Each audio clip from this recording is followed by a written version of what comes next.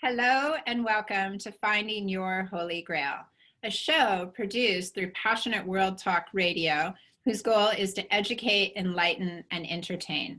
I am your host, Dr. Mandy Simon. I'm very excited to introduce today our special guest, Mhairi Morrison, who has an incredible background, but she is here to talk to us today specifically about our show and its goals, which is to help provide you practical tools to move forward that allow you to build resilience from within. Mhairi, welcome. Thank you very much. Hi, Mandy. Hi. Would you like to start out talking to our audience a little bit about your background so they understand who you are, maybe even where you've been living and where you're living now would help? Sure. Well, thank you very much for having me on the show. I'm very happy to be here. And my name is Mhairi, as you said, even though it's a Gaelic Scottish spelling. That H is a bit of a red herring in my name. And I'm an actress. I started my career here in Scotland, and then I moved to Paris and did mime and acrobatics and worked in theatre in France. Then moved to London and worked in film and television and theatre, and then moved to Los Angeles. I was in LA for 11 years and did some stand-up comedy, created my own web series that's now on Amazon Prime, and did a mime show and learned how to teach yoga, which I taught with goats for several years. And now I find myself in Scotland during this pandemic. I came back here at the end of April and have been in the northeast of Scotland since then. I am in transit to move back to London, but currently I am in Scotland, Aberdeenshire. Yeah, very nice. And I, at this time, am also in Scotland, which is really fun. Yes. And have just come from America as well. In fact, we had this similar experience of what it was like to try to move in the midst of a pandemic. Yes. So for all of you and our audience at home who's had this experience, we definitely understand. And it doesn't matter who's doing it, it's very difficult. So yeah. Yes, it's good to have a yoga practice when you're doing that. Yeah. And I think one of the things that we really talked about was exactly this. The yoga practice has something that allows you to recognize that you can go within yourself to try to find a way through your days, regardless of the uncertainty. One of the biggest things that we're dealing with now is this pandemic of fear, as I like to refer to it. And, you know, from my clinical perspective, it can be more deadly than the virus itself. And so the thing that got you and I talking and connected and really brought you to the stage here with us today is this wonderful bead movement that you started. And I would be so delighted if you could share this with our audience. Sure. Yes, I love talking about it as the bead movement because it sounds so grand, and effectively it's two of us that are doing it. But I feel like it's like a global event, which it has been global because my friend who I do it with is in Sweden, so we are a global movement. And yes, over 6 years ago now, about 6.5 years ago, I stumbled upon an article where a man was talking. He was in his late 40s and he had a very serious illness, which had been a moment of thinking, was he going to survive it? And as a result of that, he did survive it, but he then, as from having gone through this experience, thought that he would count how many days he would have left to live in his life if he lived to the life expectancy as a man in the UK. And he discovered that he had about 9,500 days left in the best case scenario, effectively, if he lived to the average age. And I remember reading that article, and then what he did was he thought, I'm going to take a number of beads. I'm going to take that 9,000 days and represent that in 9,000 beads. And every morning take a bead out of the jar of 9,000 and put it in another jar, and thereby being very conscious of the time spent and how you are effectively going through the days of your life. And I was so moved by that on so many reasons. One, that I had just kind of assumed that I would have many more days than just 9,000. I mean, obviously I was younger than him at the time, but I still felt like we've just got well, I'd never posed that question to myself, how many days I might have left. Yeah. But the thought that you only might have a few thousand, it just was quite shocking to actually put a limit on your days, you know, without just thinking they're sort of endlessly there for you. And so I started thinking about that. I spoke to my friend Johanna, we had dinner and we thought, let's do it. And so there began the bead movement.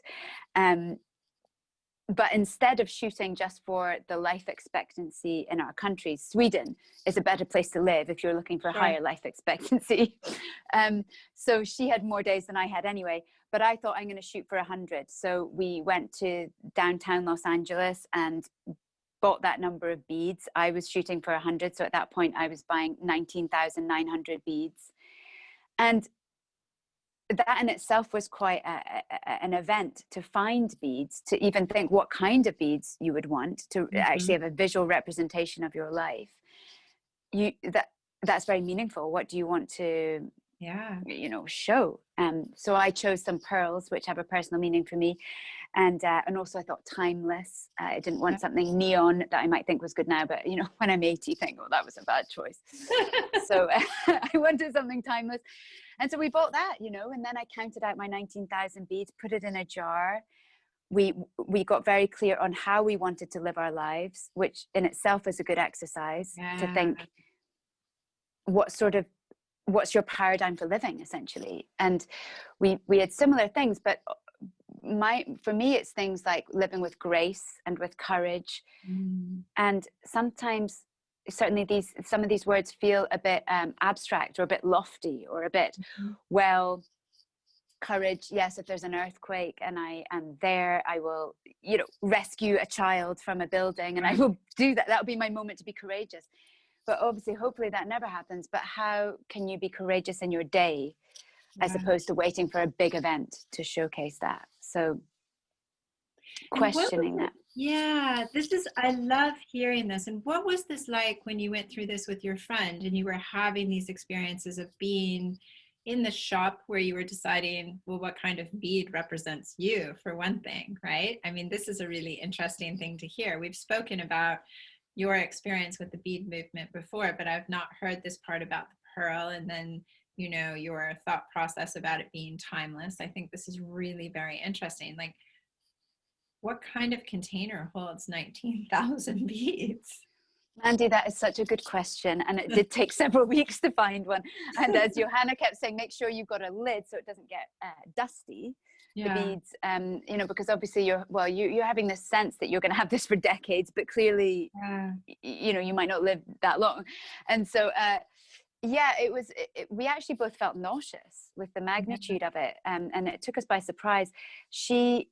Johanna's from a very rural area of Sweden, so she had a sense of wanting to get wooden beads, to get something that is of the earth type thing. And I had no picture in my mind. I thought I would just see something and be drawn to it. And the area that we went to in Los Angeles is the fashion district, so they have just mountains of any kind of beads you would ever imagine. And what was interesting was I chose pale pink pearls because my aunt, who sadly passed away when she was 37, which was the age that I was at that time, and when I started the bead movement, and my aunt had left me pearls. And so my aunt had been very present in my mind that year, and so when I saw these pearls, I thought, I'm going to get this, and because it's going to link me to my aunt. And then I love Chanel, and Chanel is all about pearls, and so those were the reasons. But then I met somebody who was this kind of shamanic person, and he said, do you know what the actual significance of a pale pink pearl is? And I said, not beyond my own personal connection. And then I went home and he said, go home and Google it. And I did. And it means overcoming adversity, especially overcoming sexual adversity, which I have done as a survivor of sexual assault. So I feel I was drawn to something that ultimately became extremely significant for me. And seeing that I had 19,900 representations of strength and overcoming adversity was very empowering. Thank you for sharing this story with us. I think what is so phenomenal to me in being able to hear what you're saying is that it goes far beyond for us as human beings about why we're drawn to certain things. And this example of the shamanic individual saying to you, go home and Google what is the symbolism behind a pink pearl, and recognizing that it was so closely tied in to the representation of why you are living a life full of courage each day and intention, is a phenomenal statement of what we don't even understand that's unseen in our world every day. Yeah. Yeah.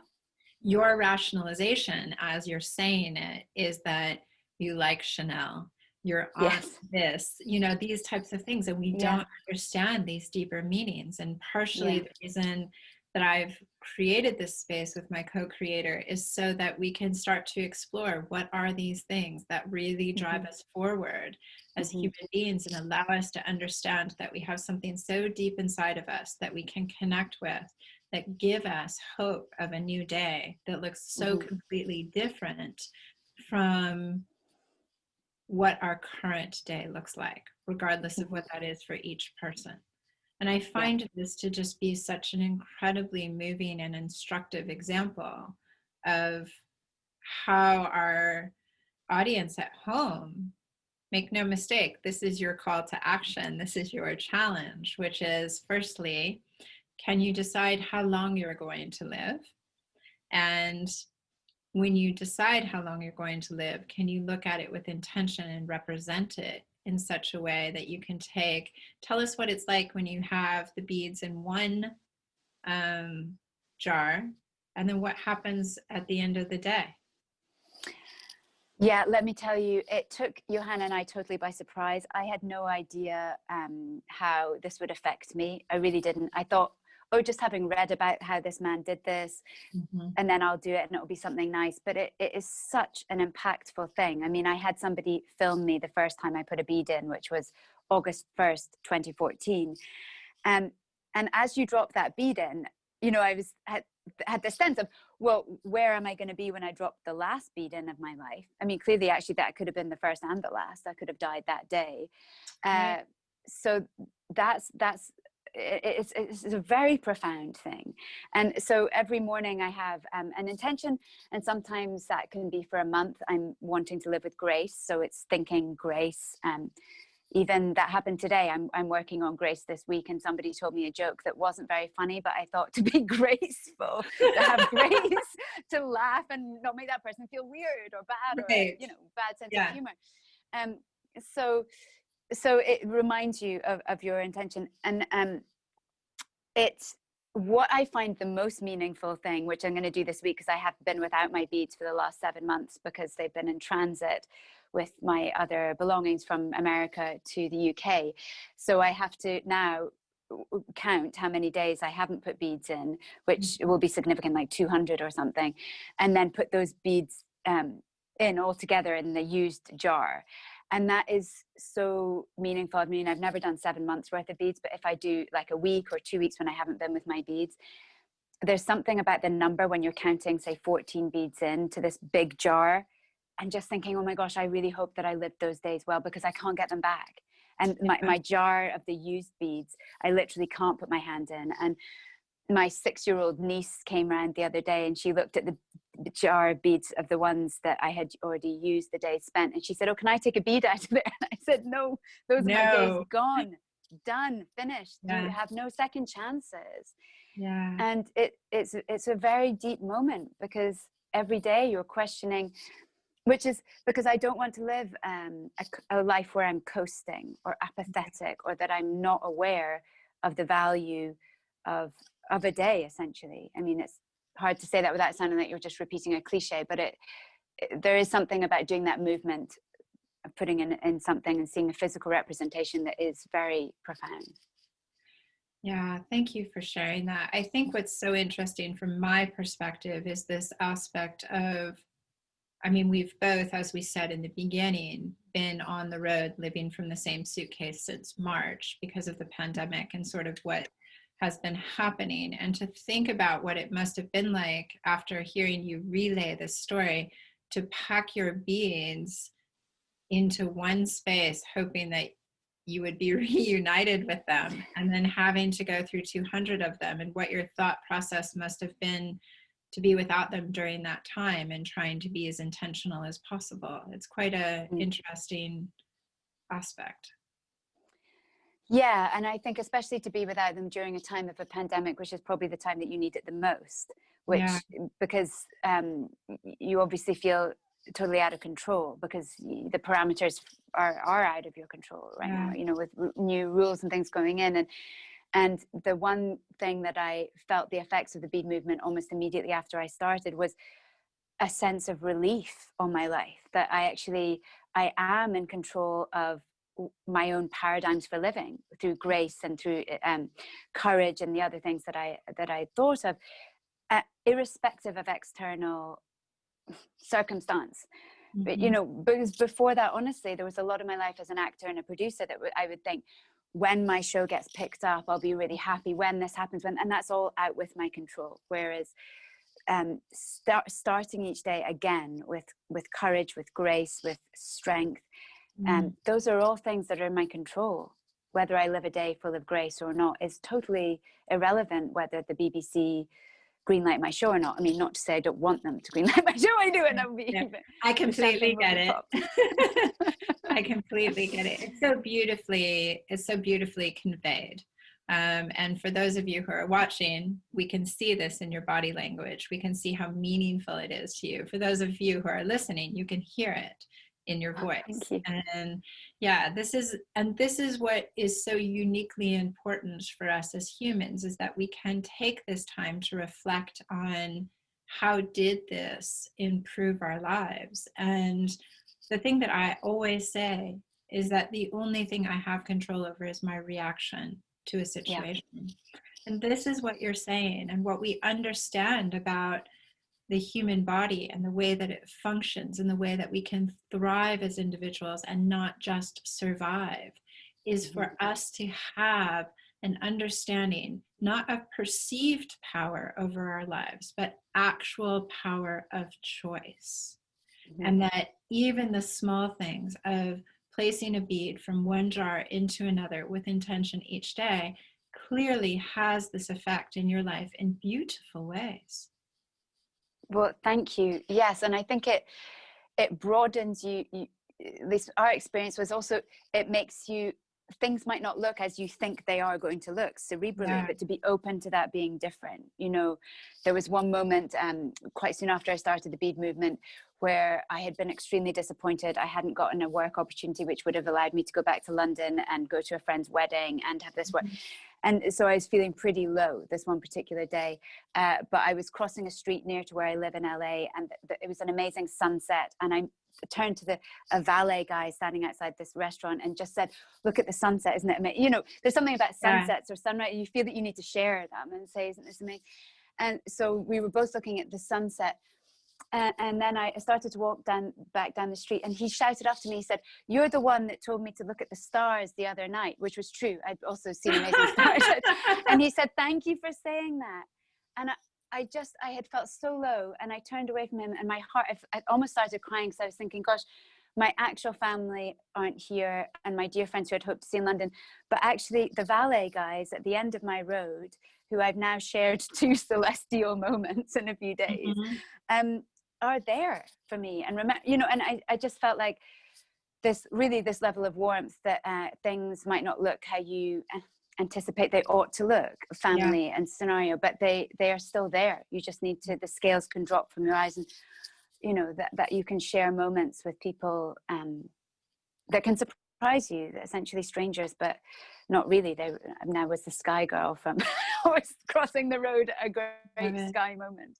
It's such a beautiful story to share, and it's really appropriate. It helps us to understand, well, you know, I mean, for all intents and purposes, many people on the globe now are being asked to shelter in place, and so people are feeling so physically distanced and socially isolated. And you know, this was the motivation of you feeling so low, and yet you were able to turn this around through just this interaction with this individual in your day. It's beautiful. I'm really grateful for you for sharing this. Yeah, it's really nice. Thank you. Yeah, it's really nice. And I think now would be a really lovely time for you to just share with our audience how they can follow you and find out what you're doing. Well, thank you very much. The Bead Movement is online. It is Mhm. the beadmovement.com, bead with a D, not beat. There is Yeah, something called the Bead Movement, but this is definitely the bead. yeah, And Johanna and I, we were blogging about it every week for 3 years, and we had a pause, and now we started blogging again as a result, basically, of what we're going through in the pandemic. So that the beadmovement.com, and that has Johanna and I's also, websites linked and listed there too. So yeah. that would be a place to go to find us, thebeadmovement.com. Great. And I think, for our audience at home, when I have looked at your website, MhairiMorrison.com as well, correct? Yes, thank you. Yeah. It really, so that's www dot, and spell your name for everyone at home. Yes, thank you for it's at MhairiMorrison.com. So it's MhairiMorrison.com. Yeah. Mhairi, and then Morrison, like Jim or Van, Yeah, if you are exactly. familiar with them. And what is so impressive to me is the sheer amount of work that you create, you produce, you stand behind, your activism, which is just phenomenal. And it just gives me pause every time I watch your Don't Silence Me video. It's just really incredible. And it's phenomenal, the courage and vision that you show in life every day. And you're just such an absolute inspiration. And so I encourage anyone at home, and when you follow this link to watch the show, all of your links are there. So I really encourage people to check out your work and to get involved. It's just phenomenal what you've done already.